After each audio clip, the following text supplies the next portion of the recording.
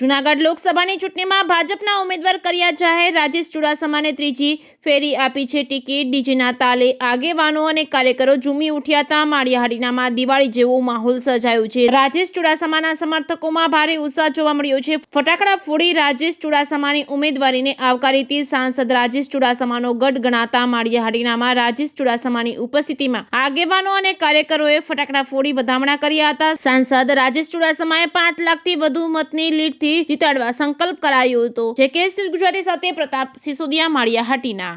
આજે ફરી એક વખત જૂનાગઢ અને ગીર સોમનાથની જનતાની સેવા કરવાની મને ત્રીજી વખત તક આપી છે। ત્યારે હું પ્રધાનમંત્રી નરેન્દ્રભાઈ મોદી, અમારા રાષ્ટ્રીય અધ્યક્ષ આદરણીય જેપી નડ્ડાજી અને અમારા ગૃહમંત્રી અમિતભાઈ શાહ અને સાથે સાથે અમારા પ્રદેશ અધ્યક્ષ આદરણીય પાટીલ સાહેબ અને ભૂપેન્દ્રભાઈ પટેલ અમારા મુખ્યમંત્રીશ્રીનો અને અમારા પાર્ટીના સૌ આગેવાનોનો હું ખૂબ આભાર માનું છું કે એમણે ફરી એક વખત જૂનાગઢ લોકસભા ઉપર મને ત્રીજી વખત ટિકિટ આપી અને આ વિસ્તારની સેવા કરવાની તક આપી છે। ત્યારે એમનો ખૂબ આભાર માનું છું।